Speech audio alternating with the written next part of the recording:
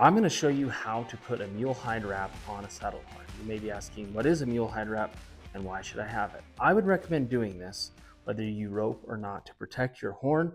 A lot of people use their horns as something to hang a bridle on.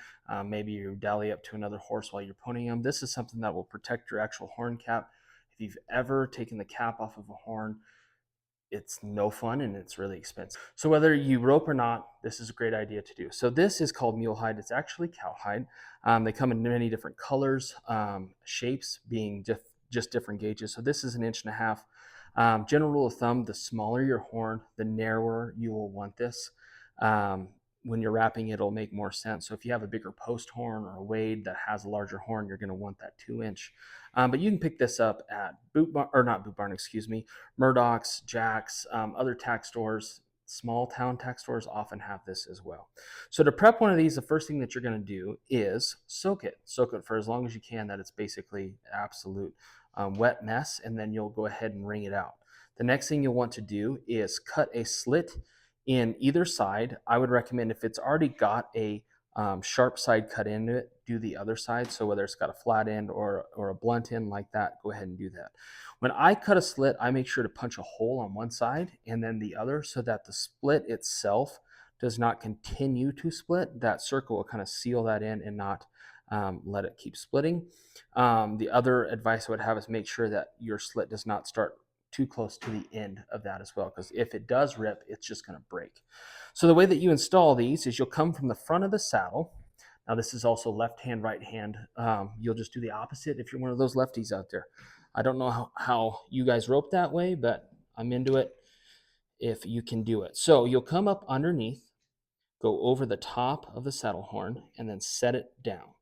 Now, if your slit is not big enough, it'll be hugging the backside of your saddle too much. So for the most part, that slit just needs to be able to fit over your horn cap and then have just a little bit extra space. So you'll pull it down and come through. Now, this entire time while you wrap this, and I'm going to move a couple of my tools just to be safe. While you wrap this, you want to keep pretty consistent tension on the wrap itself.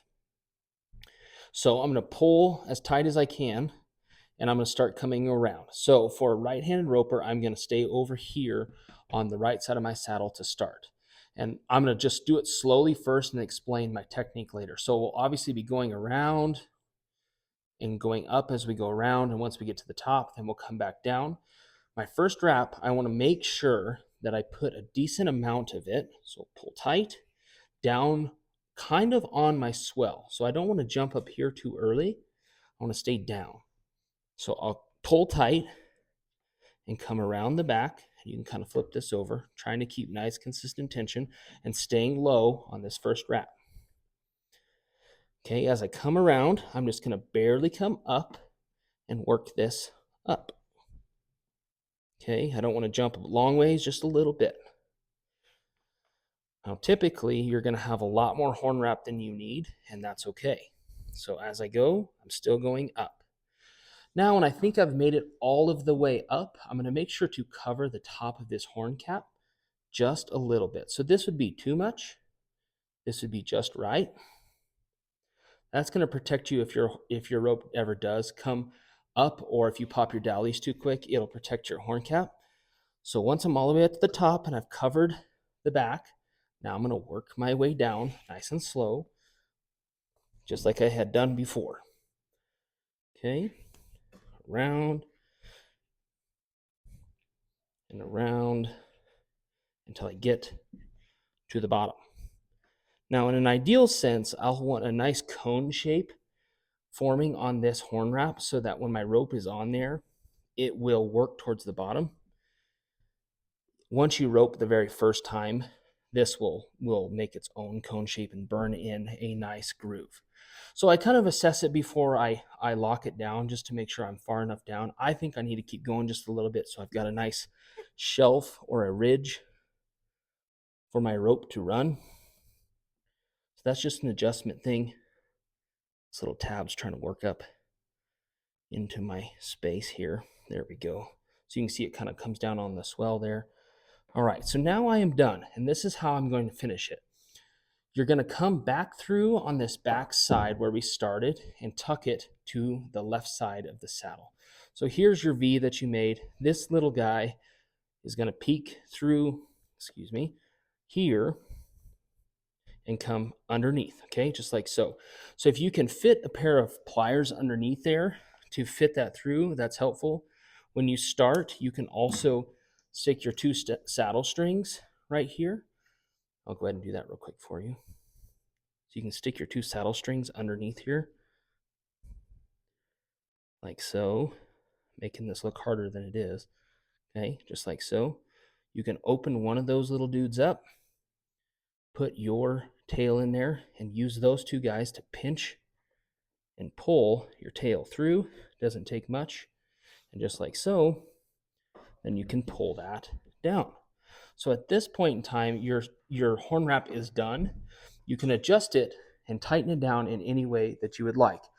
I would recommend before you go and put a rope on there and go ahead and basically burn in your groove, you can take either an old rein, like so, or you can take an old piece of Latigo leather, and you will wrap this the exact same way that you dally. So if you don't remember, you'll throw your rope and then you will dally like this, okay?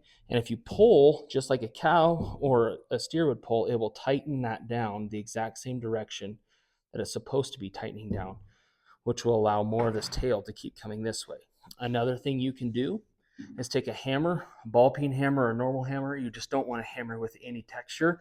And you can basically just hit that saddle horn a little bit and try to hit any of the bubbles down so that it has a smoother finish.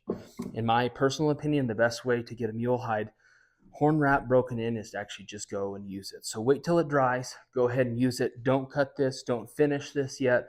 Wait till it's setting pretty good. Then you can go ahead and either tuck that somewhere that you would prefer it to be, or you can go ahead and cut it so that it's not in the way. So that's just kind of my simple process of how to put a mule hide horn wrap on a saddle. If you like this video and want to see more videos just like this, please like and subscribe to the Startup Cowboy channel.